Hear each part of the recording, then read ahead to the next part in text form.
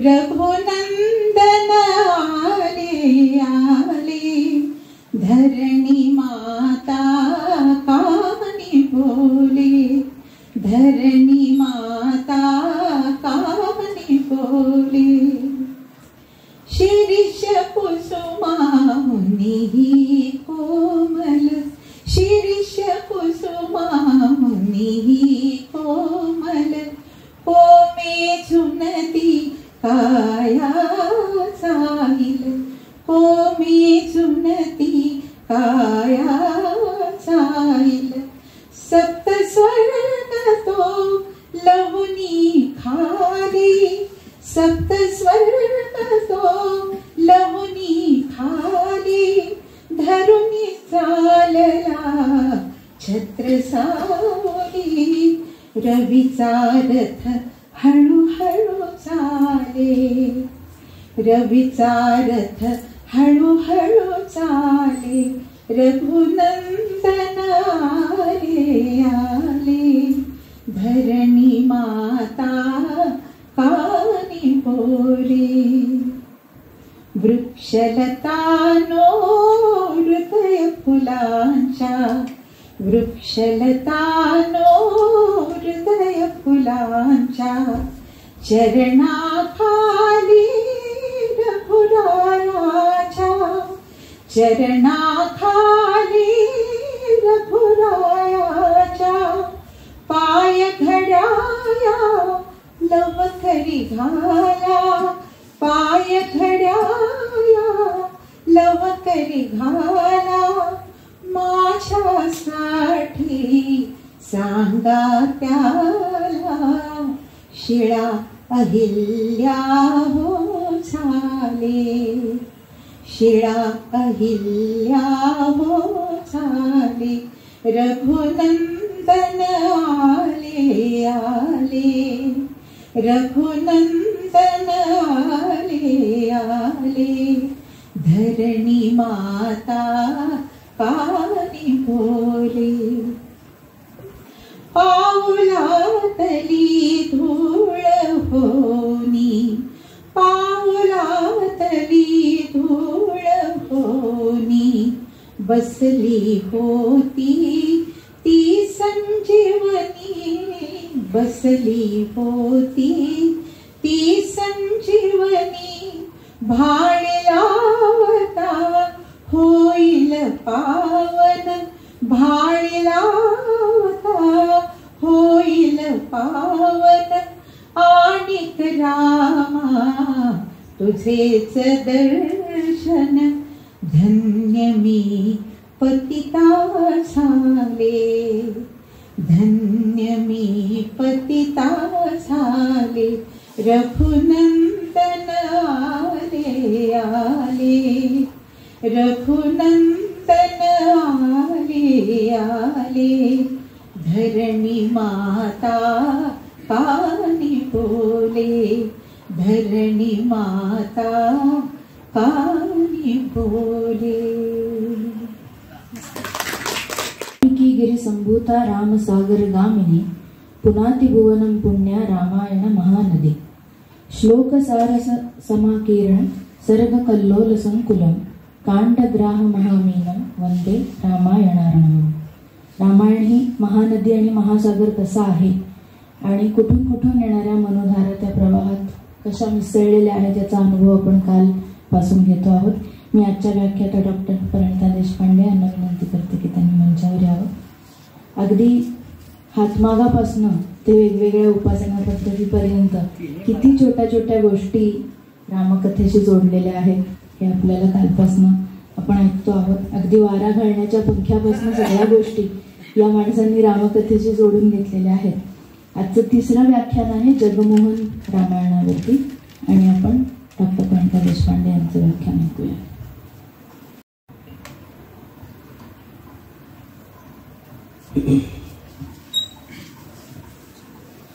शारदा शारदाम्भोज वदना वदनाम्बुजे, सर्वदा सर्वदा अस्माकं सन्निधिं सन्निधिं ते। नमो नमः। तर आज थोडंसं कृत्तिवास रामायणाबद्दल बंगालच्या बोलणार आहे आणि मग मी ओडिसी रामायणाकडे वळणार आहे. तर काल मी समारोप करताना असं सांगितलं होतं की कृत्तिवासाच्या रामायणामध्ये राम दुर्गादेवीची पूजा करतो असा प्रसंग त्यांनी आपल्या रामायणामध्ये रंगवलेला आहे. आणि ह्या पूजेला अकाल पूजा, अकाल बोधन असंही म्हटलं जातं. ते का, ते आपण तिथपासून आज आपण आता थोडंसं पुढे बघूया. तर कृत्तिवासाच्या रामायणाप्रमाणे दुर्गा ही रावणाची कुलदेवता आहे. वाल्मिकी रामायणामध्ये आहे निष्कुंभिला किंवा निकुंभिला असं तिचं नाव आहे. आणि अभ्यासक असं म्हणतात की ही कुलदेवतेची जी संकल्पना आहे ती आपण ह्या राक्षस संस्कृतीकडनं घेतलेली आहे. तर ह्या रामायणाप्रमाणे ती आहे दुर्गा. आता युद्ध बरंच पुढे गेलेलं आहे आणि रावणाच्या असं लक्षात आलं की रामाला तर आपण जिंकणं शक्यच दिसत नाहीये, उलट आपलाच पराभव होण्याची चिन्ह दिसायला लागलेली आहेत. तेव्हा त्यांनी आपल्या कुलदेवतेला आवाहन केलेलं आहे आणि त्यांनी सांगितलं, तिला विनंती केली आहे की तू माझ्या रथावर आरूढ हो. आता प्रत्यक्ष मा दुर्गा जर रथावरती आरूढ झाली तर रावणाचा पराभव होणार कसा? मग ब्रह्मदेवाला पाचारण केलंय कृत्तिवासाने. ब्रह्मदेवानी रामाला सांगितलं की सल्ला दिलाय की तू दुर्गादेवीची स्तुती गा, तिचं आवाहन कर, तिला प्रसन्न करून घे, तरच तुझा युद्धामध्ये या निभाव लागेल. राम म्हणाले ठीक आहे, मी तिची पूजा बांधतो, नुसती उपासना, नुसती स्तुती कशाला. आता थोडासा काळाचा हिशोब पहा. सीतेचं अपहरण झाले वैशाख महिन्यामध्ये आणि मग पावसाळा, ज्येष्ठ, आषाढ, श्रावण, सीतेचा शोध लागलेला आहे. समुद्रमार्गे लंकेपर्यंत सेतुबंधन करून रामाची सेना पोचलेली आहे. ह्याच्यामध्ये भाद्रपद सरलेला आहे. आता अश्विन महिना, युद्धाला जेव्हा तोंड फुटलंय तेव्हा अश्विन महिना आलेला आहे. अश्विनामध्ये रामाने ही दुर्गादेवीची पूजा केलेली आहे. ती बंगालमध्ये अकाल पूजा किंवा अकाल बोधन म्हणून प्रसिद्ध आहे. का तर खरं म्हणजे देवीची उपासना ही, देवी ही नवनिर्मितीची, सृजनाची देवता आहे. तर तिची पूजा सृजनाच्या आरंभीच व्हायला पाहिजे, म्हणजे चैत्र महिन्यामध्ये जेव्हा वसंत ऋतू येतो, सृष्टीमध्ये नवनिर्मितीचं कार्य सुरू होतं. आपण महाराष्ट्रात करतो ना, चैत्र महिन्यामध्ये चैत्रा गौरीचं पूजन करतो, हळदी कुंकू करतो, उत्सव करतो आपण त्याचा. पण बंगालमध्ये मात्र ती पूजा अश्विनातच व्हायला लागली आणि हा पूजेचा अकाल होता. नेहमीचा वेळ नसलेली वेळ होती ही नेहमीची आणि म्हणून त्याला अकाल पूजा असं म्हटलेलं आहे. गोष्ट पुढे सरकते. रामाने दुर्गादेवीला 108 कमळं वाहण्याचा नियम केलेला आहे आणि जबाबदारी अर्थातच हनुमानावरती आहे. त्यांनी ती सगळी कमळं वगैरे आणून राम पूजेला बसलेले आहेत. आणि पूजा करताना काय झालं, देवीला रामाची परीक्षा पाहावीशी वाटली आणि तिने एक कमळ त्यातलं गायब केलं. राम जेव्हा पूजेला बसले तर एक कमळ कमी, आता काय करणार. ते म्हणाले नाही ठीक आहे, नाहीतरी मला राजीवलोचन म्हणतात, पद्मलोचन म्हणतात, तर मी माझं नेत्रकमळच देवीला वाहून ही 108 कमळांची पूजा पूर्णत्वाला नेतो. आणि असं म्हणून त्यांनी आपलं खड्ग उपसलं आणि आता तो वार करणार. तेवढ्यात दुर्गादेवी प्रसन्न झाली, तिथे प्रकटली आणि तिने रामाला विजयी हो असा वर दिला. बंगालच्या रामायणामध्ये ही आलेली कथा आणि त्याच्यामध्ये केवळ अगदी सहज म्हणून आलेले जे उल्लेख आहेत ते एका फार मोठ्या ऐतिहासिक तथ्याकडे निर्देश करतात. एखाद्या परसंस्कृतीवरती जर आधिपत्य प्राप्त करताना त्या परंपरेतल्या बहुजनांच्या मनामध्ये भक्तिपूर्ण स्थान असलेल्या लोकप्रिय देवता, तत्संबंध चालीरीती, रूढी, जनविश्वास यांचा स्वीकार जेत्यांनी केला असल्याचं आपण वारंवार आपल्याला आढळतं.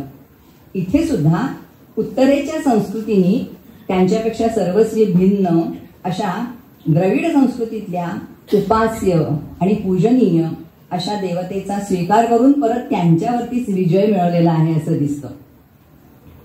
मुळात दुर्गा ही रामाची कुलदेवता हे लेखकांनी म्हटले, कारण ती त्याची कुलदेवता आहे बंगालमध्ये.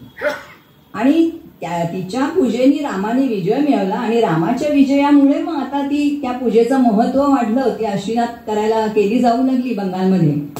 आणि संस्कृतीच्या प्रवासामध्ये ही एक अगदी नित्य घडणारी घटना आहे. जसं वैदिक परंपरेला विरोध करणाऱ्या बुद्धाला पुराण कालामध्ये विष्णूच्या अवतारामध्ये 9वं स्थान मिळालेलं दिसतं आपल्याला. तेव्हा प्रागैतिहासिक काळातल्या काही ऐतिहासिक घटनांची स्मृती लोकपरंपरेमध्ये अशा कथेच्या माध्यमातून जपली जाते, शिल्लक राहते.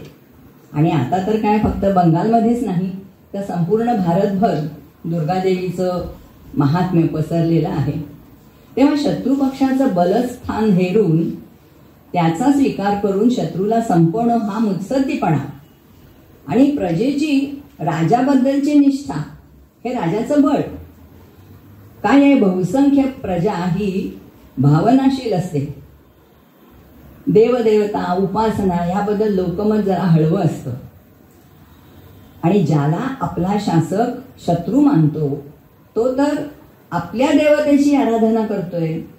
ही घटना प्रजेचं मन जिंकून घेतं.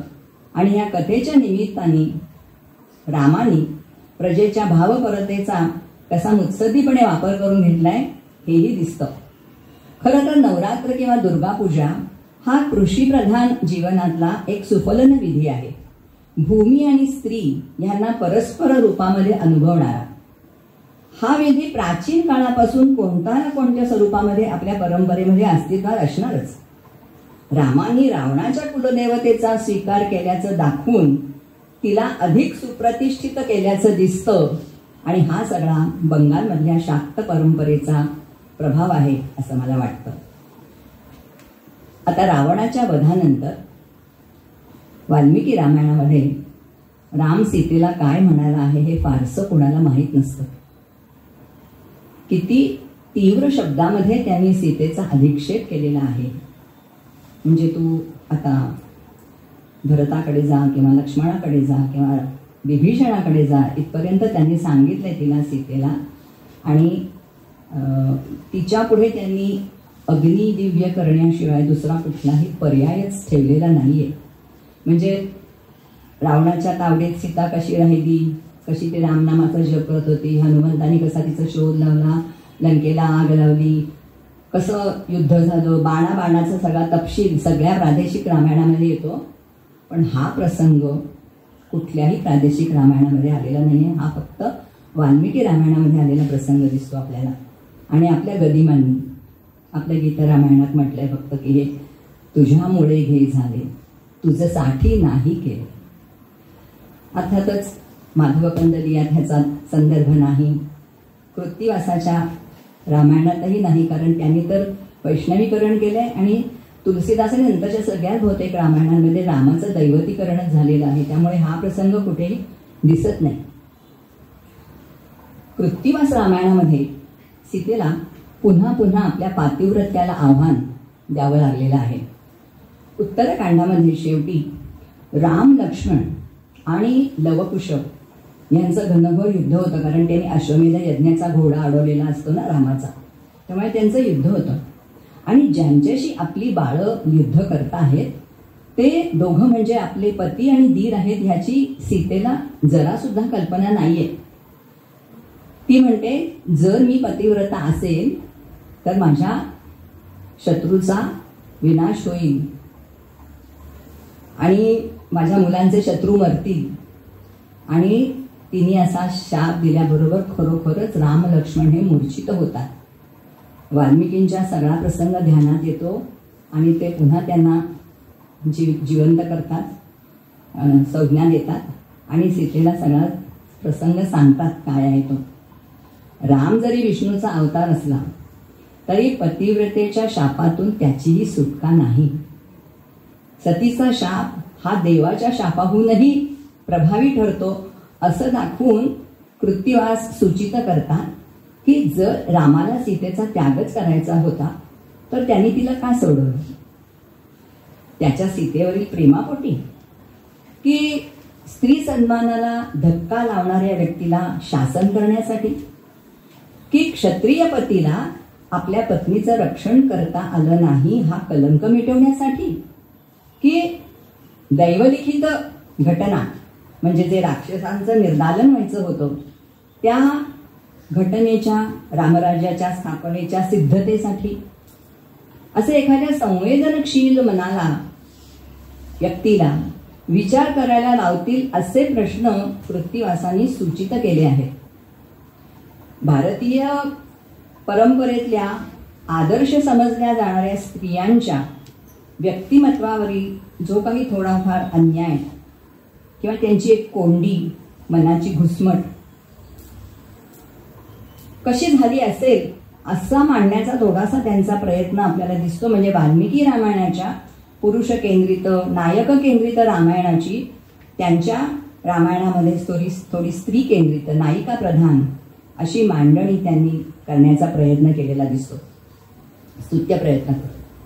कृत्तिवासाची सीता रामाला बजावते. राजघराण्यातल्या स्त्रियांनी शालीनपणे अंतःपुरात राहावं, पण मला मात्र पुन्हा पुन्हा परीक्षा देण्यासाठी राज्यसभेमध्ये उपस्थित राहावं लागलं आहे. इतर कोणत्याही अवतारात नाही इतकं दुःख मला रामावतारात भोगावं लागलं आहे. अशी सीतेची एक बाजू, म्हणजे एका स्त्रीची बाजू लावून धरण्याचा प्रयत्न कृत्तिवासांनी केलेला आपल्याला दिसतो. शाक्त परंपरेमध्ये जो बंगालमध्ये त्या काळी विकसित झाला होता त्याप्रमाणे स्त्री ही आदिमशक्ती आहे आणि विधिलिखित घटना घडवून आणण्याचं तिचं सामर्थ्य आहे. काल अरुणाने समारोपात सांगितलं तसं की स्त्री ही सर्जक आहे, पोषकही आहे, तशीच ती संहारकर्त्री सुद्धा आहे. आणि त्यामुळे रामायणातल्या घटनांचं म्हणजे घटना घडवून आणण्याचं सामर्थ्य कृत्तिवासाने 3 स्त्रियांना दिलेलं आहे. ते म्हणतात, कैकेयीच्या वरामुळे दशरथाला आपले प्राण सोडावे लागले किंवा तो प्राणाला मुकला.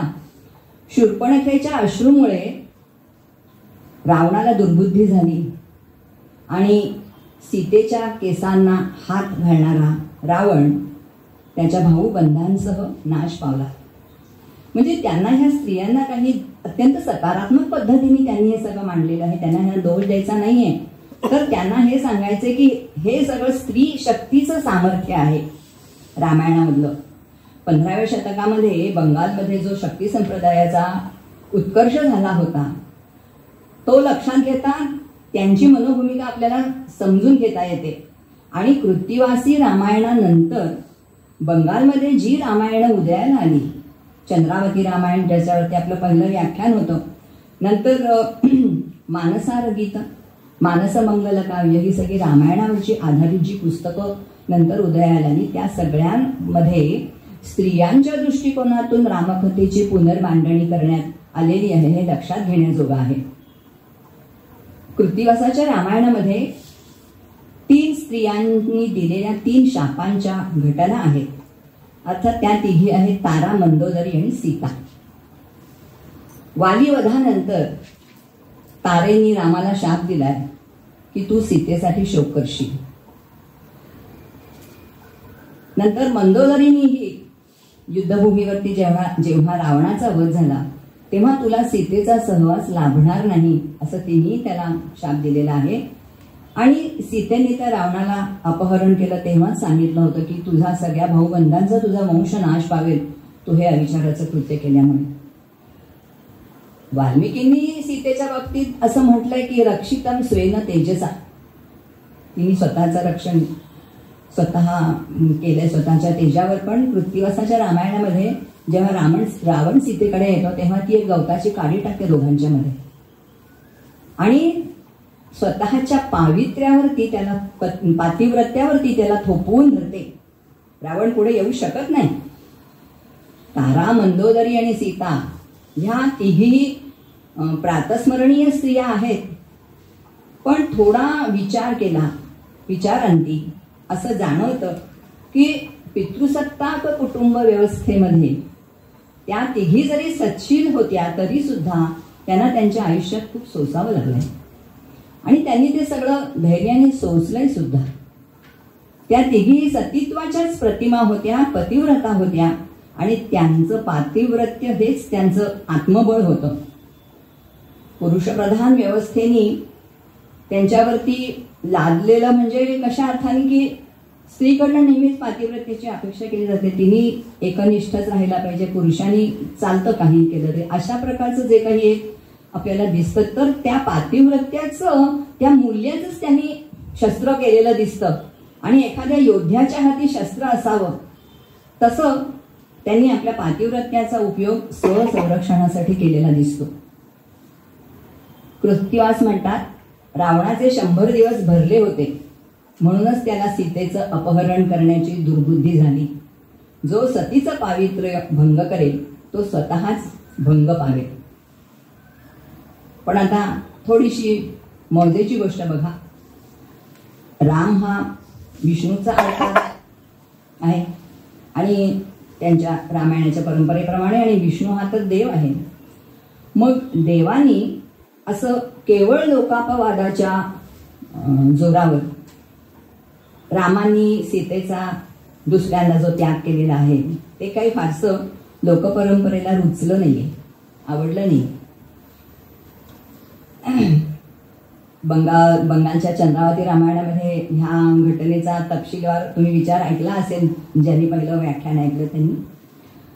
तर भारतीय स्त्रीच्या दुःखाचा एक खूप मोठा भाग हा सासूरवासाने व्यापलेला आहे. एक सासू असली तरी ती सुनेला जीव नकोसा करते.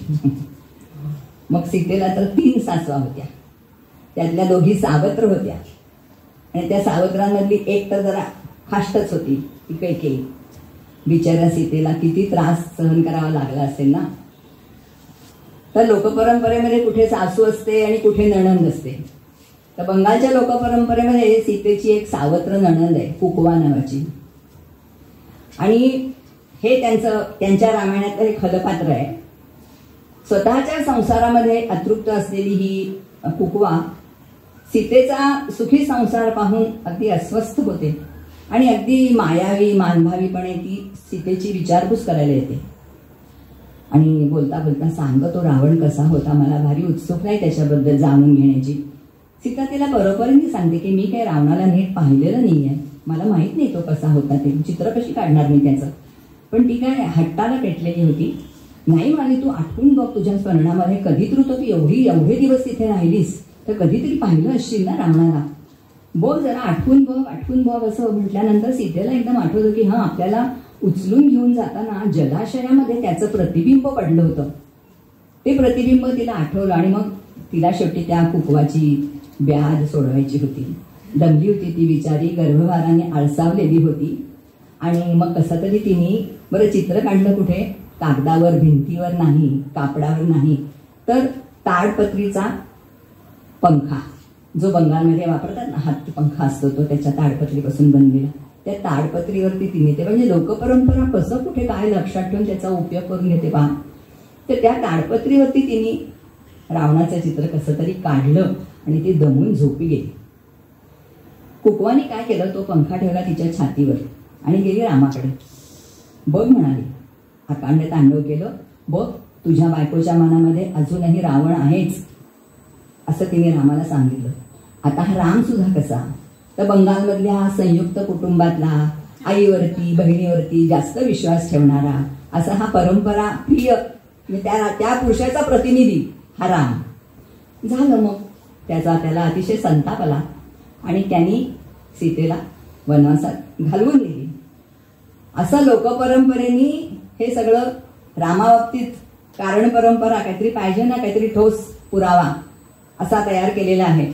कृत्तिवासाने मात्र लोकपरंपरेचा आधार घेतलेला नाही. त्यांनी धोब्याचं प्रतिमान वापरले, जे आपल्याला महाराष्ट्रात माहिती आहे. तर धोब्याचं मोटिफ वापरले त्यांनी. 2 धोब्यांचा संवाद रंगवलाय आणि त्याच्यामध्ये भर होता की शत्रूच्या गोटात राहिलेली स्त्री. रामाचा शत्रू होता ना रावण. आणि मग त्यानंतर मग रामाचं मन हे झालं आणि त्यांनी ठरलं त्याचं, आणि त्यांनी मग सीतेचा त्याग केला. म्हणजे बघा, रावण ह्या जगातूनही गेलेला होता, तरी तो असा चित्राच्या रूपाने म्हणा, लोकापवादाच्या रूपाने म्हणा किंवा धोब्याच्या प्रतिमानाच्या रूपातून म्हणा, परत परत सीतेच्या जीवनात येतच राहिला. कारणं बदलली म्हणजे, पण सीतेचं पर्यायाने भारतीय स्त्रीचं प्राक्तन बदललेलं नाही. निदान लोकपरंपरा तरी तसंच मानते. लोकपरंपरेची सारी सहानुभूती, सहसंवेदना सीतेच्या पाठी आहे. आणि इथे लोक परंपरेच्या मोठ्या अभ्यासिका आहेत अरुणाताई, त्यांच्या अनुमतीने मी त्यातली एक पंक्ती तुमच्यासमोर उद्धृत करते. सीतेला सासूरवास झाला ग बहु बहु, वाटून दिला तिनं सयांना गहू गहू. प्रसिद्ध आहे ही, बऱ्याच जणांना तुमच्यापैकी माहिती सुद्धा असेल. तर तुम्हा आम्हाला जो सासूरवास सहन करावा लागतो तो सीतेलाही चुकलेला नाहीये, तो तेव्हापासूनचा आहे. आणि आपल्याला तर काय गहू गहू थोडा थोडाच आपल्या वाट्याला आलेला आहे. त्यामुळे सीता गेली, पण सीतेची कहाणी संपलेली नाही. आणि म्हणून आपण आता ज्या ओडिसी रामायणाकडे जाणार आहोत, त्या ओडिसी रामायणात तर ज्याला आधुनिक भाषेत कहाणी में ट्विस्ट असं म्हणतात, अशा प्रकारची एक जबरदस्त कलाटणी आपल्याला मिळालेली दिसते. ती आपण या व्याख्यानाच्या ओघामध्ये पाहूया. तर जसा तुलसीदासांच्या तुलसी रामायणाचा किंवा रामचरित मानसाचा संपूर्ण उत्तर भारतावर आणि भारतातल्या इतरही राज्यांवरती कमी अधिक प्रमाणात, पण उत्तर भारतात तर फारच गहिरा असा जो प्रभाव दिसतो, किंवा सगळ्या युरोप खंडावरती जसा एक बायबलचा प्रभाव आपल्याला सांगता येतो, तसा प्रकार, तशी मोहिनी ह्या जगमोहन रामायणाची म्हणजे ओरिसाच्या रामायणाची सगळ्या ओरिसा राज्यावरती आहे. आणि आपल्याला माहिती आहे की ओडिसी लोकांचं अवघं जीवन हे पुरीच्या जगन्नाथांनी व्यापून टाकलेलं आहे. त्यांचा राम म्हणजे जगन्नाथच आहे, कारण ते दोघेही परत विष्णूचेच अवतार आहेत. तर ओडिसी भाषेतल्या या रामायणाचं नाव आहे जगमोहन रामायण, साऱ्या जगाला मोहवून टाकणारं रामायण. वाल्मिकी रामायण म्हणजे वाल्मिकीचं रामायण, तसं जगमोहन रामायण म्हणजे जगमोहनाचं रामायण, म्हणजे जगमोहनाने लिहिलेलं. हा जगमोहन म्हणजे कोण? अर्थातच जगन्नाथ. तर हे रामायण आहे ते जगन्नाथांनीच स्वतः लिहिलेलं आहे. आणि मी फक्त लेखनिक किंवा लिपिक आहे त्याचा, अशी भावना, अशी श्रद्धा ह्या रामायणाचे जे कवी आहेत बलराम दास यांनी आपल्या प्रस्तावनेमध्ये व्यक्त केलेली आहे. आणि ओरिसा राज्याच्या स्थापत्य परंपरेप्रमाणे जगमोहन हे मंदिराच्या सभागृहाचं स्थापत्य शैलीमधलं नाव आहे. मंदिराच्या सभागृहाला ओडिसी स्थापत्य परंपरेमध्ये सभागृह असं न म्हणता जगमोहन असं म्हणतात. तर ज्या जगन्नाथाच्या मंदिराच्या जगमोहनात म्हणजे सभागृहात बसून बलरामदासांनी हे रामायण लिहिलं, ते जगमोहन रामायण असंही त्या शीर्षकाचे आपल्याला काही आयाम सांगता येतात. मध्ययुगाच्या पूर्वेला ओरिसा राज्यामध्ये भक्तिपंथाचा उदय आणि विकासही झालेला होता. आणि हा कालखंड 5 वैष्णव कवींनी अगदी दुमदुमून सोडला होता.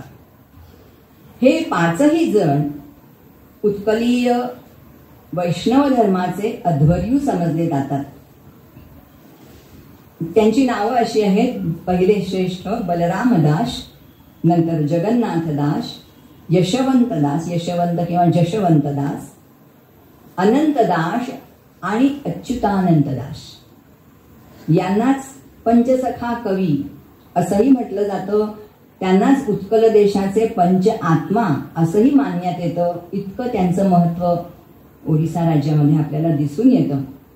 कारण ह्या 5ही जणांनी मिळून स्वातंत्र्य, समता, बंधुता या 3ही मूल्यांचा पाठपुरावा आपल्या काव्यातनं, आपल्या व्याख्यानातनं ओरिसा राज्यात केलेला दिसून येतो. 15व्या शतकाचा शेवट आणि 16व्या शतकाची सुरुवात हा बलरामदासांचा काळ 1473 मध्ये त्यांचा जन्म झालेला आहे. हे चैतन्य महाप्रभूंचे ज्येष्ठ समकालीन होते. चैतन्य महाप्रभूंनी भावमिश्रित भक्तिमार्ग सांगितला, तर बलरामदासांचा भक्तिमार्ग हा ज्ञानाच्या अधिष्ठानावरती आधारित होता. त्यावेळी ओरिसा राज्यामध्ये महाराज प्रतापरुद्रदेव हे राज्य करत होते. त्यांच्या कारकिर्दीमध्ये या बलरामदासाच्या जगमोहन रामायणाची रचना झाली आहे आणि ओरिसा राज्याच्या प्रांगणामध्ये रामायणाच्या महानदीचा अवतार झालेला आहे. जगमोहन रामायण हे वाल्मिकी रामायणाचं केवळ भाषांतर नक्कीच नाहीये. त्याच्यामध्ये रामायणाची भक्तिमार्गाच्या अंगाने पुनर्मांडणी सगळी केलेली आपल्याला दिसून येते. म्हणजे हे रामायण पहिलं तर शिवानी पार्वतीला सांगितले आणि रामनामाच्या जपामुळे शिवाला सुद्धा मोक्ष मिळालेला आहे असं त्यात म्हटलेलं आहे. रामायणाचा राम हा विष्णूचा अवतार, सीता परत लक्ष्मी, हे सगळं तिथे येतच. आणि दुष्ट रावणाच्या निर्दालनासाठी ही देवांनी केलेली योजना होती सगळी. आणि म्हणून कैकेयीचं मन कलुषित करण्यासाठी दुर्बल, खल किंवा प्रत्यक्ष सरस्वतीला देवांनी पाठवलेलं आहे पृथ्वीतलावर. ह्या बलरामदासांनी ह्या रामायणा व्यतिरिक्त भगवद्गीतेचं सुद्धा ओडिसी भाषेमध्ये भाषांतर केलेलं आहे आणि त्यामुळे त्यांना ब्राह्मणांचा रोष पत्करावा लागलेला आहे, कारण ते स्वतः जन्माने शूद्र होते. आणि ह्या 2 ग्रंथांव्यतिरिक्त त्यांचं वेदांतसार, गुप्तगीता, नंतर लक्ष्मी पुराण यासारख्या जवळजवळ 30च्या वर त्यांच्या रचना प्रसिद्ध आहेत ओरिसामध्ये. तर ते स्वतः जन्माने शूद्र असल्यामुळे त्यांना स्पृश्यास्पृश्यतेचा खूप त्रास त्यांच्या आयुष्यात सहन करावा लागलेला आहे. तरी सुद्धा पण तत्कालीन ब्राह्मणी वर्चस्वाला दाद न देता आणि धर्माच्या नावाखाली चाललेला जातीभेद दूर सारून ते विष्णूच्या भक्तीमध्ये लीन होऊन गेले. आपल्याकडे महाराष्ट्रामध्ये जशी संतांची परंपरा आहे की त्यांनी जातीभेदावरती वार केलेत, तशाच प्रकारचं कार्य बलरामदासांनी केलेलं आहे ओरिसामध्ये.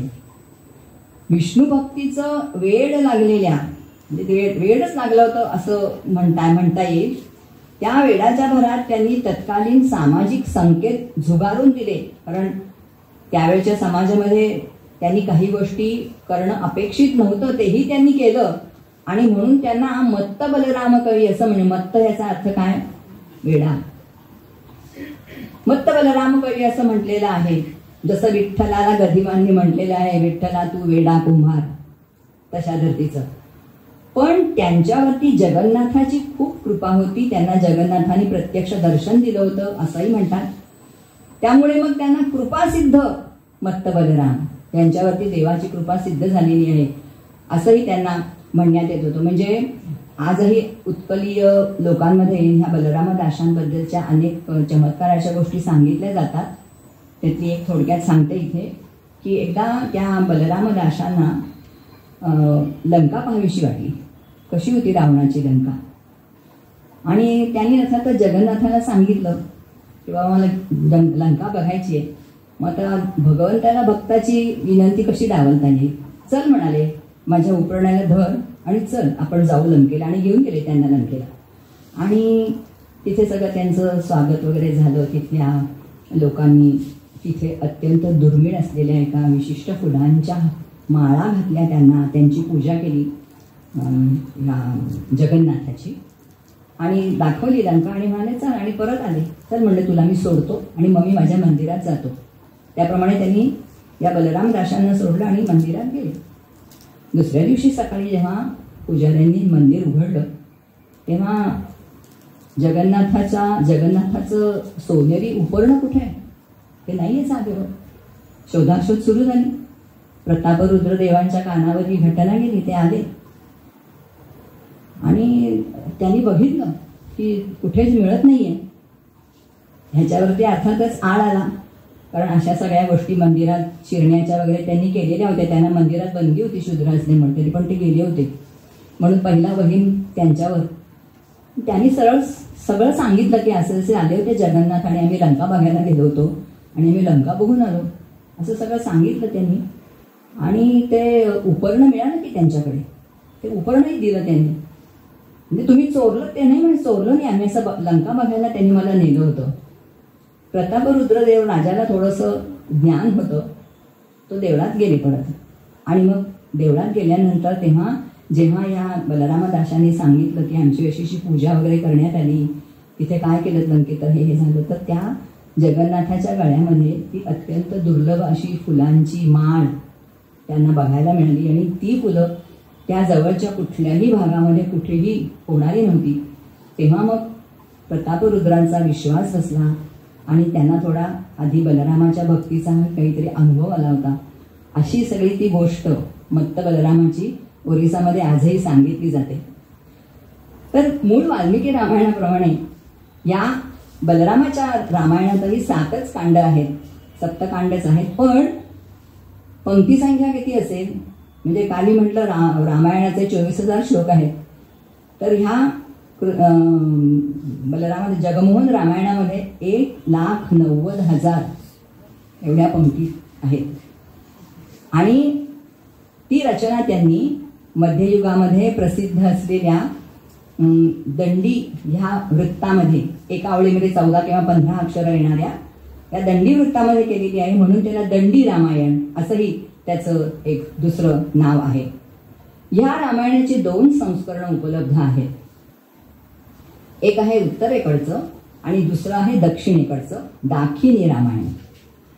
ह्या दाखिनी रामायणामध्ये वेळोवेळी खूप भर पडलेली आहे आणि ते तसं सर्वसमावेशक अशा प्रकारचं रामायण झालेलं आहे आणि ते अधिक लोकप्रिय आहे ओरिसामध्ये. आणि ह्याचं लंकाकांड जे आहे ना, लंकाकांड म्हणजे रामायणात वाल्मिकी रामायणाचं युद्धकांड, ते त्या युद्धकांडापेक्षा जवळजवळ 4पट मोठं आहे. इतकं प्रचंड हे रामायण, अवाढव्य असं हे रामायण आहे. 3,000 पानांचा विस्तार आहे या रामायणाचा.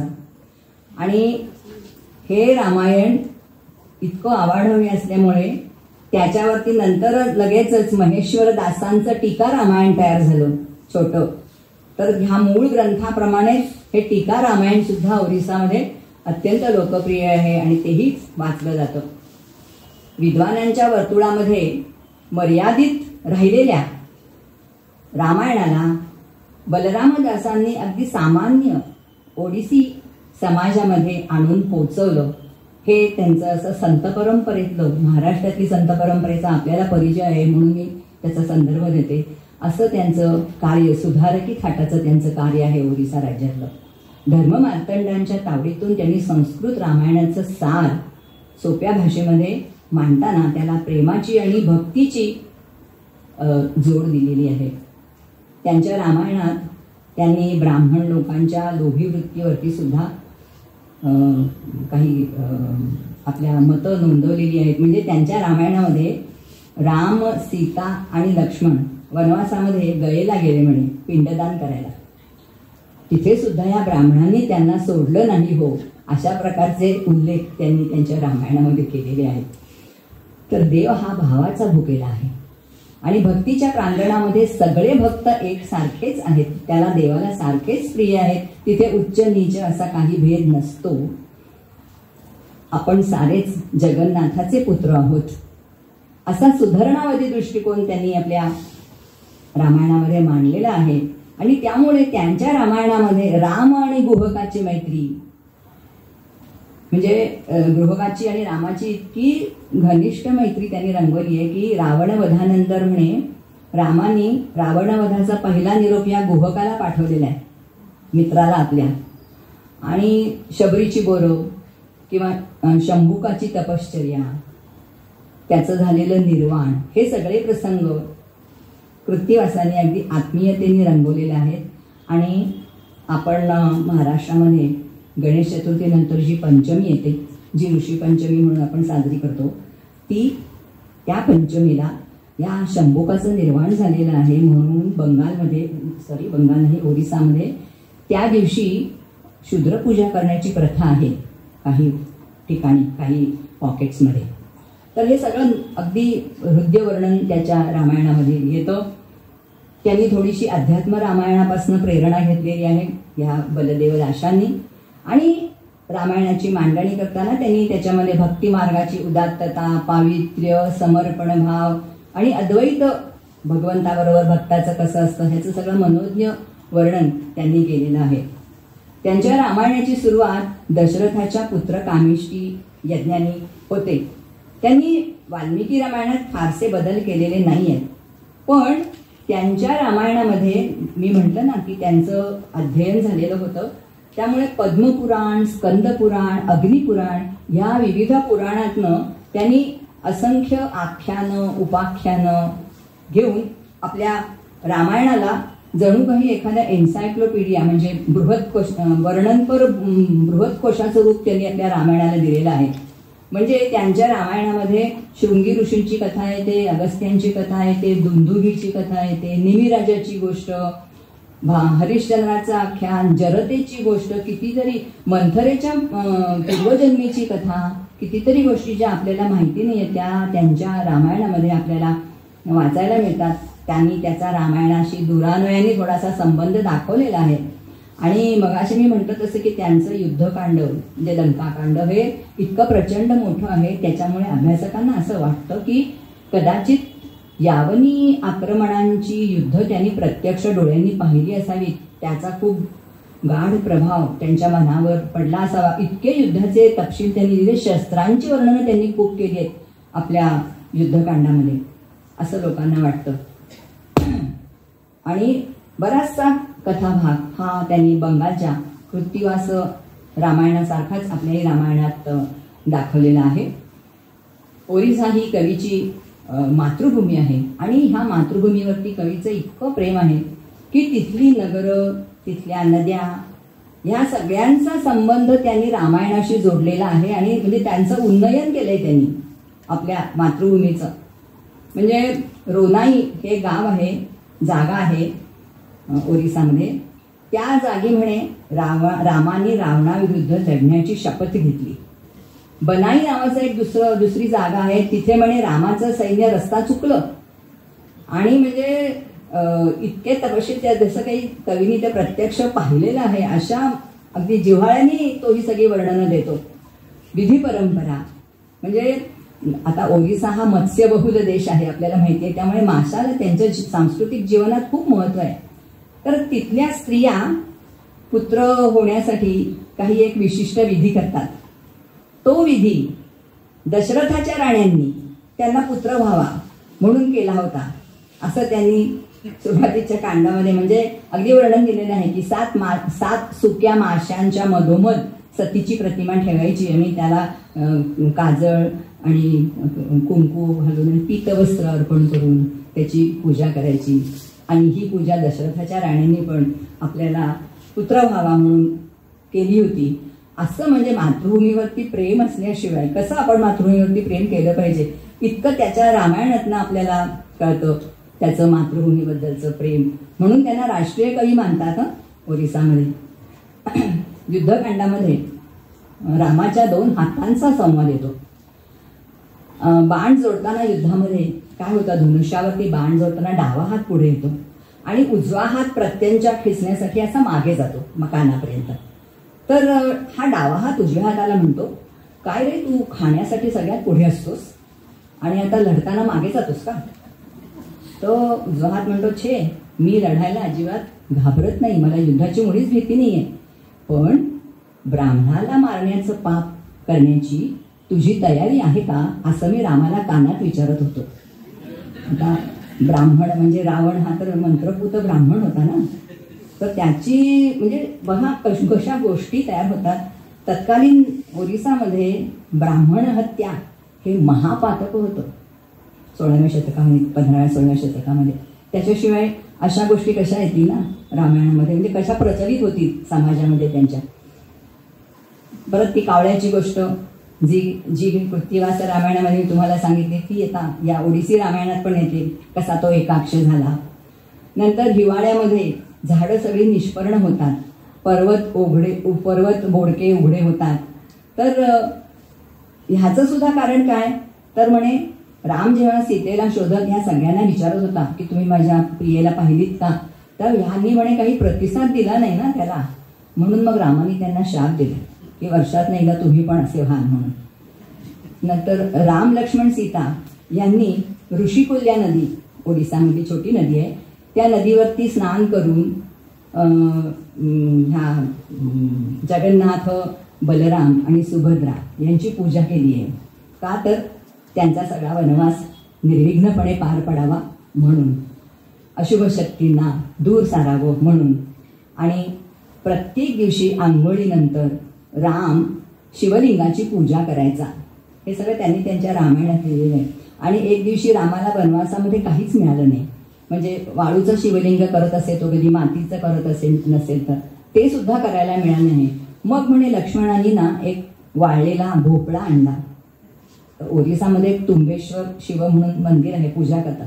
तर त्या तुंबेश्वराची, तुंबा म्हणजे संस्कृतमध्ये भोपळा, तर त्याची पूजा रामाने केलेली आहे हे त्यांना सांगायचं होतं. मशरूम किंवा अळंबी म्हणतो आपण ज्याला, हे ओरिसाच्या लोकांचं आवडतं खाद्य आहे. त्यांची तिथे ते पैदास पण करतात. पण ह्याची सुद्धा जोड किंवा सांगड, म्हणजे हा ओरिसातल्या लोकांचा जनविश्वास आहे की राम रावणाचं जेव्हा युद्ध सुरू झालं तेव्हा बिचारा राम आणि लक्ष्मण हे ताडाच्या पानाची आपली अशी छत्री करून ऊन पावसापासून आपला बचाव करत होते. पण रावणाचं आतपत्र केवढं मोठं आणि छान रंगीबेरंगी झिरमिळ्या वगैरे लावलेलं असं, आणि ते वानरांना काही ते बरं नाही वाटलं. काय म्हणाले, ह्या रामाचं एवढं छान, तुम्ही विचारे असे ह्याच्यामध्ये एका पानाच्या सावलीमध्ये तुमचं रक्षण, ते आधी त्याचं ते आतपत्र तुम्ही मोडून टाका असं वानरांनी रामाला सांगितलं. मग रामाने धनुष्य बाणांचा वर्षाव केला आणि ते त्याचं आतपत्र छत्र मोडून काढलं. त्याचे बारीक बारीक तुकडे झाले, ते सगळीकडे विखुरले गेले. आणि आज सुद्धा पाऊस पडल्यानंतर ह्या तुकड्यांमधनच ते मशरूम, भूछत्र किंवा आळंबी जे काय म्हणता तुम्ही ते उगवतं. ही ओरिसावासियांची धारणा आहे की या बलरामाने आपल्या रामायणामध्ये त्याचाही अंतर्भाव केलेला आहे. असे छान काहीतरी छोट्या छोट्या गोष्टींची जोड त्यांनी आपल्या रामायणामध्ये घातलेली आहे. आणि असे ओरिसावासियांचे अनेक जनविश्वास कवींनी आपल्या रामायणामध्ये मधोमध्ये पेरलेले आहेत. काही कथा त्यांनी मुद्दाम ओरिसा लोकांना प्रशिक्षित करण्यासाठी किंवा वागावं कसं हे सांगण्यासाठी पण घातलेले आहेत रामायणामध्ये. लोककथाच आहेत त्या त्यांच्या प्रदेशातल्या. तर एकदा वनवासामध्ये सीता अशी जमिनीवरती झोपली होती, ते पाहून रामाला खूप वाईट वाटलं. आणि मग लक्ष्मण तिथे होताच. तर मग राम दुःखी झालेला पाहून लक्ष्मणाने त्याला ससाण्याच्या तावडीत सापडलेल्या एका पोपटाची आणि मैनेची गोष्ट सांगितली आहे. आणि जरी तो ससाणा भयंकर होता तरी त्या पोपट आणि मैनेच्या संयुक्त प्रतिकारामधून कशी त्यांनी त्या ससाण्याच्या तावडीतनं आपली सुटका करून घेतली, तसंच ह्या सगळ्या प्रतिकूल परिस्थितीमध्ये आपणही धैर्याने सामोरं जाऊया आणि ह्याच्यातून बाहेर पडूया असा आशावाद. म्हणजे वाल्मिकी रामायणामध्ये असाच आहे, Lakshman is a man of crisis आम्ही म्हणतो तसा हा लक्ष्मण इथेही त्यांनी रंगवलाय. आणि यातून त्यांना अप्रत्यक्षपणे ओरिसावासियांना कसं वागावं आयुष्यामध्ये, कसे प्रसंग आले की कसं त्याला तोंड द्यावं ह्याची शिकवण त्यांनी ओरिसावासियांना दिलेली आहे. एकंदरच 15व्या 16व्या शतकामध्ये ओरिसा राज्याचं एक जे सुभग असं सामाजिक चित्र आपल्याला बलरामदासांनी घडवलेलं आहे, त्यांच्या विधी परंपरा, जनविश्वास, रूढी यांच्या माध्यमातून. आणि त्याचबरोबर मध्ये मध्ये छोट्या छोट्या गोष्टी सांगून त्यांनी लोकांचं मार्गदर्शन सुद्धा केलेलं दिसतं. आणि जसं बंगालमध्ये झालं तसंच इथे सुद्धा बलरामदासांच्या रामायणाने अनेक कवींना प्रेरित केलेलं आहे. म्हणजे इतिहासोत्तमादस्मात् जायन्ते कविबुद्धया हे जे व्यासांचं वचन आहे, तर ह्या रामायणाने त्यांना असंख्य जनांना रामायणाच्या कथा विविध परिप्रेक्ष्यातून मांडण्याची एक स्फूर्ती दिलेली आहे. धनंजय भंज, उपेंद्र भंज ही खूप मोठी मोठी नावं आहेत तिथली, ज्यांनी रघुनाथ विलास, वैदेही विलास, किंवा विश्वनाथ खुंटी यांचं विचित्र रामायण, अशा अनेक रचनांची जणू काही एक लाटच ओरिसामध्ये निर्माण झाली. आता याबरोबर आपण येऊया ह्या ओडिसी रामायणाच्या उत्तरकांडाकडे. मी जर तुम्हाला मगाशी म्हटलं की कहाणी में ट्विस्ट, तो इथेच येतो. राज्याभिषेकानंतर राम सीतेसह अयोध्येमध्ये सुखाने काल व्यतीत करायला लागले. आणि इकडे वैकुंठामध्ये देवांना काही विष्णूचा विरह सहन होईना. आता किती दिवस झाले हा जाऊन राहिलाय खाली मर्त्य लोकांमध्ये. पण त्यांनी आता परत यायला पाहिजे असं त्यांना वाटत होतं. पण तो एकटा कसा येणार? त्याच्याबरोबर सीता पण यायला पाहिजे ना. तिला खाली सोडून राम एकटेच वैकुंठाला कसं, राम म्हणजे विष्णू, ते वैकुंठाला एकटेच कसं येणार? शिवाय आता सीता गर्भवती आहे. मग देवांनीच जनापवाद्याची निर्मिती केली आहे सीतेविरुद्धची. आणि मग नाहीतरी म्हणाले की रामाला शाप मिळालेला आहे ना तारेकडनं आणि मंदोदरीकडून की तुला सीतेचा सहवास मिळणार नाहीये म्हणून. आणि म्हणून त्यांनी तो जनापवाद निर्माण केलेला आहे. आणि मग रामाने सीता त्यागाचा निर्णय घेतला. आणि त्यांनी सीतेला कल्पना दिली आहे चक्क की आता माझं अवतार कार्य इथलं संपत आलेलं आहे. कारण रावणाचा वध झालेला आहे ना, निर्दालन झालेलं आहे. तर पण तुला इथे सोडून मला येता येणार नाही, तर तू पुढे जा, तुझ्या मागोमाग मी येतो. आता सीता परित्याग झाल्यानंतर सीतेने वाल्मिकींच्या आश्रमामध्ये लवकुशांना जन्म दिलेला आहे. मग यथावकाश तो अश्वमेध यज्ञाचा घोडा त्यांनी अडवलेला आहे. आणि मग युद्ध होतं घनघोर. मग लवकुशाचा राम आपली मुलं म्हणून स्वीकार करतो आणि सीतेला तिच्या जनापवादाचं निराकरण करायला सांगतो. अर्थातच मग सीता वाल्मिकी रामायणामध्ये आहे तसं धरणी मातेला विनंती करते की तू मला तुझ्या पोटात घेईल. आणि ती पाताळामध्ये जाते, खाली जाते. रामाला अत्यंत दुःख होतं. काही काळाने रामाच्या तिन्ही माता सुद्धा स्वर्गवासी होतात. इकडे सीता पाताळातून आपलं मूळ लक्ष्मीचं रूप धारण करून वैकुंठामध्ये विराजमान होते. तिची आणि सरस्वतीची भेट होते. असा सगळा कथाभाग कवीने रंगवलाय. आणि मग कालपुरुष लक्ष्मीच्या प्रयत्नांमुळे आणि देवांच्या सांगण्यावरून वेषांतर करून अयोध्येला येतो. त्याची आणि रामाची भेट चालू असताना कोणीही येणार नाही हे पाहण्याची जबाबदारी लक्ष्मणावर सोपवली जाते. आणि जर कोणी मध्ये व्यत्यय आणला तर त्याचा वध होईल, त्याचा वध करण्यात येईल असंही त्याला सांगितलं जातं.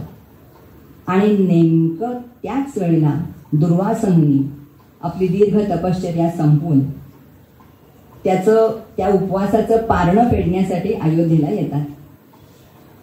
मला जर जाऊ दिलं नाहीस तर मी अयोध्येलाच शाप देईन. दुर्वासांचा रागीट स्वभाव सगळ्यांना माहिती आहे.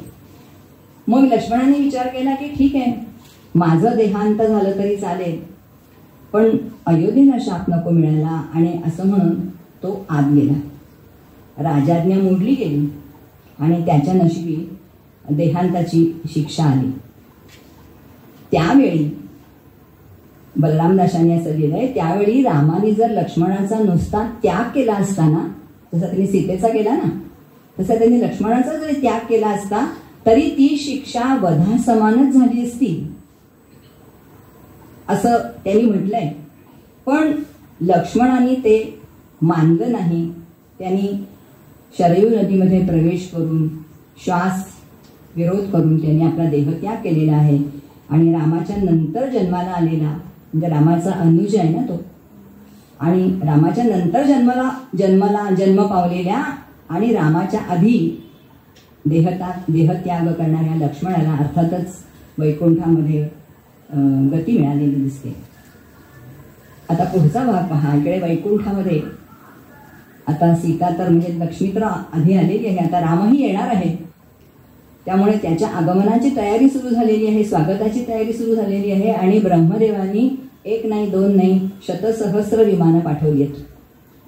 आणि मग या सगळ्यांना वैकुंठाला आणायचं म्हणजे.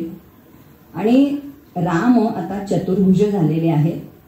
त्यांच्या एका हातामध्ये भरत हा सुदर्शन चक्र झालेला आहे आणि दुसऱ्या हातामध्ये शत्रुघ्न हा शंखाचं रूप घेऊन विराजमान झालेला आहे.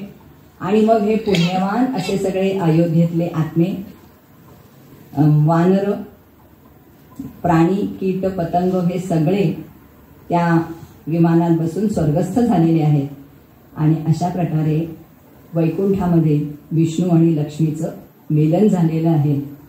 असा सगळा कथाभाग बलरामदासांनी वर्णन केलं त्याच्या रामायणामध्ये. बलरामदासांनी पृथ्वीवरती रामसीतेची ताटाटूट दाखवली, पण वैकुंठामध्ये त्यांनी लक्ष्मी आणि विष्णूचं मिलन साधलं. आणि वाल्मिकी रामायणातल्याच गोष्टी पण त्यांनी इतक्या फुलवून अतिशयोक्त करून बढा चढाकर म्हणतो आपण अशा पद्धतीने त्यांनी रंगवले आहेत. एक उदाहरण जर द्यायचं तर वाल्मिकी रामायण पण हा प्रसंग आहे आणि बलरामदासांनी पण रंगवला आहे की रामाने जेव्हा अश्वमेध यज्ञ करायचं ठरवलं तेव्हा सहधर्मचारिणी पाहिजे ना यज्ञाला. मग त्यांनी सीतेची हिरणमयी प्रतिकृती केलेली आहे, सोन्याची प्रतिमा केलेली आहे. आता त्याचं काय करायचं ते पण त्यांनी सांगितले. बलरामदासांनी त्याची पण गोष्ट सांगितली आहे. वैकुंठाला जाण्यापूर्वी त्या मूर्तीचं काहीतरी केलं पाहिजे, कारण ती सुवर्ण प्रतिमा म्हणजे माया सीता असते. ती साधी प्रतिमा नाहीये, ती माया सीता आहे. आणि म्हणून राम जेव्हा वैकुंठाला जायला निघाले तेव्हा ही माया सीता हिने मानवी रूप जिवंत झाली, ती मानवी रूप तिने धारण केलं आणि रामासह तीही त्या विमानात बसून स्वर्गस्थ झालेली आहे. तिथे गेल्यानंतर तिने लक्ष्मीला वंदन केलेलं आहे आणि तिच्यामध्येच ती लीन झालेली आहे. असे सगळे अद्भुतरम्य प्रसंग जगमोहन रामायणामध्ये कवींनी वर्णन केलेले आहेत. वाल्मिकी रामायणावरून रचलेली सगळी प्रादेशिक रामायण, बहुसंख्य प्रादेशिक रामायण ही दुःखांतच आहेत वाल्मिकी रामायणाप्रमाणेच. पण रामसीतेचं मिलन दाखवणारी सुद्धा नाटकं काही कमी नाही आहेत. नाटकं म्हणा किंवा ग्रंथ म्हणा, म्हणजे सुखांत रामायणांची संख्या सुद्धा बरीच आहे. मी माझ्या कालच्या भाषणात ज्याचा उल्लेख केला होता तो भवभूती, 8व्या शतकात होऊन गेलेला कवी भवभूतींनी आपल्या रामायणामध्ये उत्तर रामचरितम, रामाच्या उत्तरचरित्रावरतीच आधारित असं ते नाटक आहे. त्याच्यामध्ये त्यांनी राम आणि सीतेचं परस्पर विश्वासावरती आधारलेलं दाम्पत्य प्रेम इतकं मनोज्ञ रेखाटलंय. आणि त्यांनी त्याच्यामध्ये राम आणि सीतेचं पुनर्मिलन झालेलं दाखवलेलं आहे. केवळ हेच नाही तर दिंगनागाचं एक कुंदमाला नावाचं नाटक आहे, क्षेमेंद्राचं कथासरित सागर आहे, जैमिनी अश्वमेध आहे, पद्मपुराण आहे, सिंहली रामायण, तिब्बती रामायण, आनंद रामायण, अध्यात्म रामायण, ही सगळी रामायण जी आहेत ती रामसीतेचं पुनर्मिलन दाखवणारी आहेत. त्यावरून असं काही वाटतं की रामायणाची अशी एखादी सुखांत सारिणी किंवा परंपरा प्राचीन काळापासून भारतामध्ये उपलब्ध होती का, असावी कदाचित. का ती त्यांची केवळ जीवनदृष्टी होती, जीवनाकडे बघण्याची, म्हणून त्यांनी आनंद पर्यवसायी रामायण रंगवली आहेत. कवी बलरामदास यांनी वाल्मिकीचं रामायण ओडिसी भाषेमध्ये आणलं खरं, पण त्या रामायणाचा जो नायक आहे राम, ही एक अत्यंत विवाद्य व्यक्तिरेखा आहे. त्यामुळे राम आणि त्यांनी घेतलेला सीता त्यागाचा निर्णय याविषयी अगदी अभिनिवेशाने अटीतटीचे वाद होतात. रामाची 8व्या एडवर्षी तुलना करण्यात येते. सीतेला त्यागापूर्वी काहीच का सांगण्यात आलं नाही असा आक्षेप निघतो. रामाचा निर्णय योग्य की अयोग्य ह्याविषयी नीतिविषयक खल होतो. या सगळ्या गदारोळापासून जगमोहन रामायण हे मुक्त आहे. तिथे असले काही प्रश्नच पडलेले नाही आहेत, कारण अध्यात्म रामायणावरनं प्रेरणा घेऊन किंवा त्याच्या वैष्णव परंपरेप्रमाणे त्याच्या प्रभावाखाली त्यांनी राम आणि सीता हे मुळी लक्ष्मी आणि विष्णू आणि लक्ष्मीचेच अवतार मानलेले आहेत. ते वाल्मिकी रामायणाप्रमाणे साधे मानव नाहीत. ते आहेत परमेश्वराचे अवतार. आणि त्यामुळे इप्सित कार्य साधल्यानंतर त्यांचं मिलन म्हणजे अगदी पार स्वर्गामध्ये लक्ष्मी आणि विष्णूच्या मिलनापर्यंत त्यांनी रामायणाची कथा रंगवली आहे. आणि जशी एखादी परीकथा संपावी ना तसं हे रामायण संपलेलं आहे. मूळ वाल्मिकी रामायणामध्ये रामाच्या ध्येयनिष्ठ व्यक्तिरेखेमुळे आणि त्याच्या कडव्या तत्वाभिनिवेशामुळे तसंच अनुभवानी अभिमुख होऊन प्रौढ झालेल्या सीतेच्या मनोवृत्तीमुळे असेल, वाल्मिकी रामायणाचा दुःखांत हा अपरिहार्य वाटतो. जणू एखादी जखम वाहती राहावी त्याप्रमाणे एक विलक्षण चैतन्य रामकथा वाचल्यानंतर, वाल्मिकीचं रामायण वाचल्यानंतर मनाला जाणवत राहतं. त्याचा प्रभाव, त्या प्रभावातनं आपण झटकन बाहेर पडू शकत नाही. ते चैतन्य आपल्याला कालिदासाच्या रघुवंशातही जाणवतं जेव्हा आपण तो रघुवंश वाचतो तेव्हा. आणि नेमकं ते भवभूतींनी गमावलेलं आहे असं वाटतं, कारण त्यांनी रामसीतेचं मिलन दाखवलेलं आहे. म्हणजे त्याच्या नाटकामध्ये थोडंसं आमच्या बाई फसलेला नाटककार अर्जुनकर त्याचं असं वर्णन करायच्या, बहुतेक फसलेला नाटककार. तर बलरामदासाचे रामसीता हे आपल्याला चिरपरिचित असलेल्या रामसीता वाटतच नाहीत आणि ते तसे नाही आहेत सुद्धा. ते तर आहेत प्रत्यक्ष लक्ष्मी आणि विष्णू आणि त्यांचंच गुणगान कवीला या रामायणाच्या रूपाने करायचं आहे. त्यामुळे बलरामाच्या रामायणाला दैवी स्पर्श तर लाभलाय, पण वाल्मिकी रामायणाचं जे मानवी आहे किंवा कारुण्य आहे ते त्याला लाभलेलं नाही, ते त्यांनी गमावलं आहे असं वाटतं. अर्थात ते त्याचं ध्येय सुद्धा नाहीये. त्याचं रामायण हे वैष्णव परंपरेतलं काव्य आहे आणि त्यामुळे त्याला असा शेवट म्हणजे प्रत्यक्ष जमिनीवरती रामसीतेचा विरह होतो, कारण त्यांचं स्वर्गामध्ये पुनर्मिलन व्हायला पाहिजे लक्ष्मी आणि विष्णू या रूपामध्ये. असा हा त्याचा शेवट त्याला अपरिहार्य वाटला असावा. भक्तांच्या भगवंतावरच्या श्रद्धेला आढळ पोचेल, धक्का पोचेल असा कुठलाही बदल तो स्वीकारत नाही.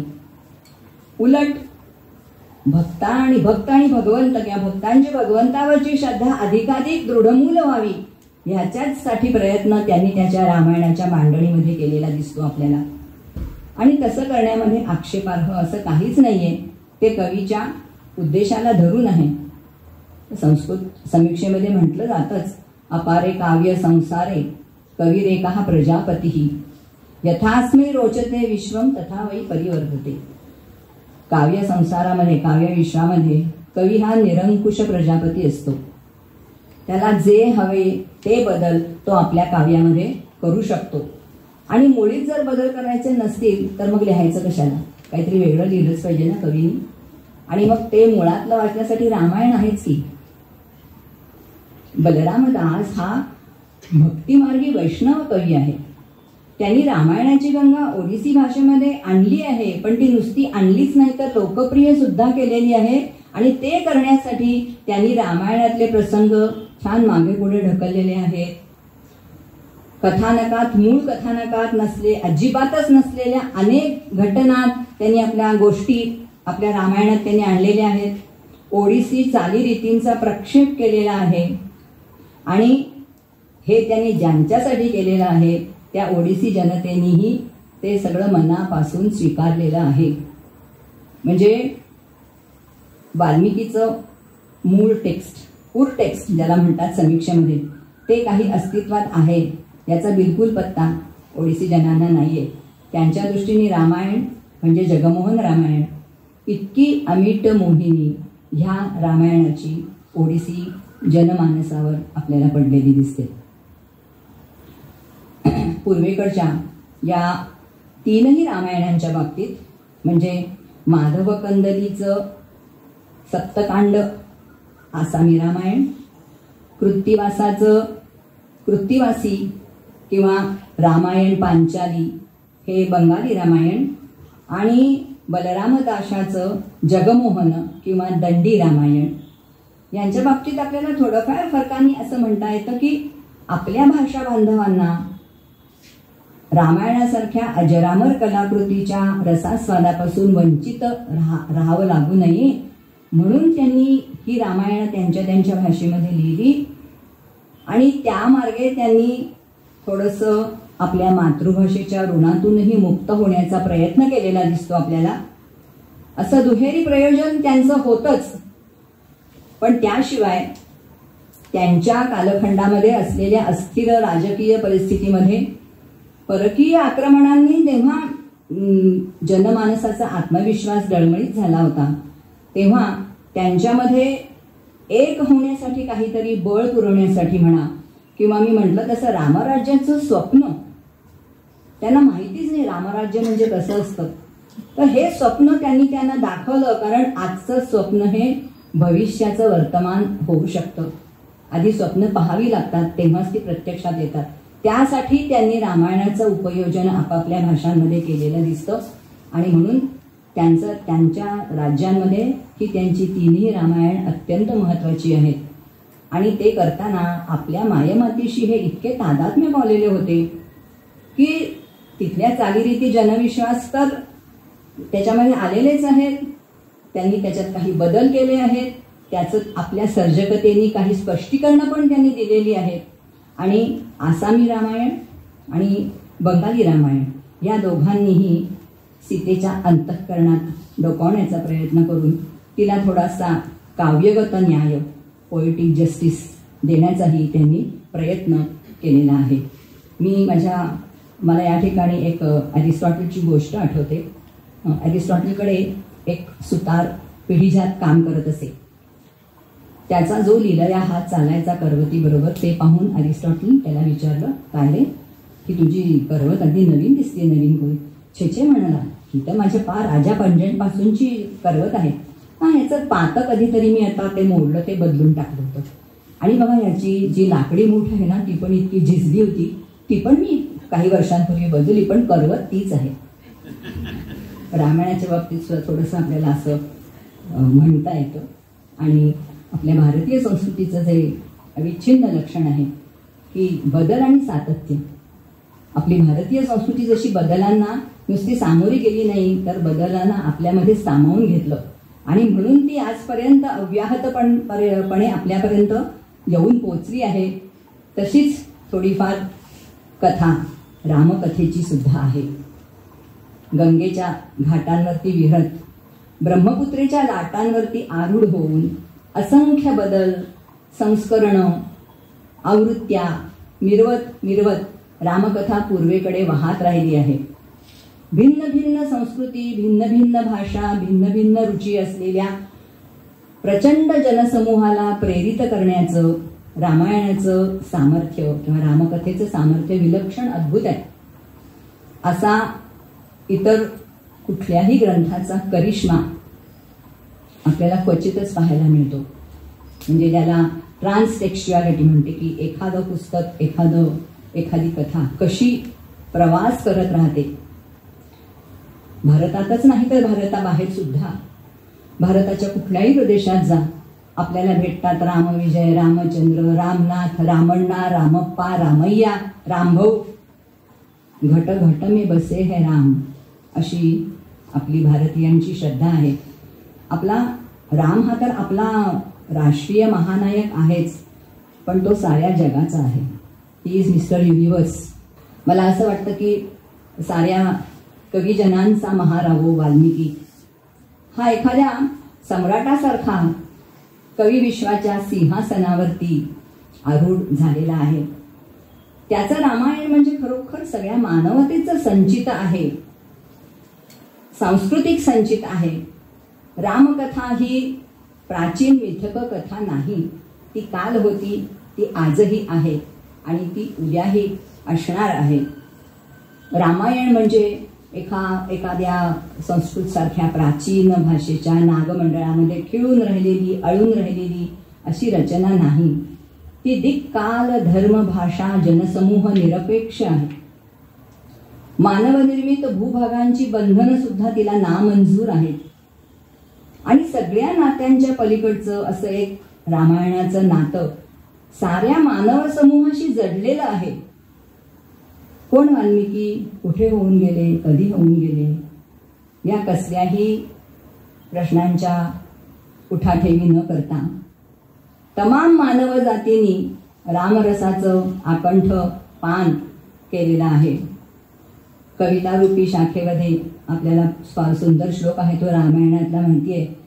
आरुह्य कविता शाखा पूजंतम राम रामेती मधुरम मधुराक्षरम. तर कवितारूपी शाखेवरती आरूढ होऊन मधुमधुर अशा रामनामाचं दिव्य पूजन करणाऱ्या या कवी कोकिलांनी सगळ्या समस्त प्रकारच्या सीमा पार करून, म्हणजे साहित्य, प्रायोगिक कला, भाषा, धर्म, संप्रदाय, प्रांत, कुठल्याही सीमाची दखल न घेता समस्त सीमा पार करून मानवी मनाला निर्विकल्प समाधीचा आनंद दिलेला आहे. कालकालियाच्या माथ्यावरून हजारो वर्षांचं अंतर पार करून आज सुद्धा वाल्मिकींचे जे दिव्य स्वर शब्द आपल्यापर्यंत येऊन पोचलेले आहेत, त्या दिव्य स्वर शब्दांनाच आपण ह्या सगळ्या विश्वव्यापक प्रसाराचं श्रेय देऊया. कारण ते प्रत्यक्ष ब्रह्मदेवाने दिलेलं त्यांना वरदान आहे. आणि त्याच वरदानाने मी माझ्या व्याख्यानाचा समारोप करते. यावत स्थास्यन्ति गिरयः सरितश्च महीतले तावत रामायण कथा लोकेषु प्रचलिष्यते. आपण शांतपणाने माझं मंतव्य ऐकून घेतलं, याबद्दल पुन्हा एकदा तुम्हाला धन्यवाद देते आणि आपली रजा घेते.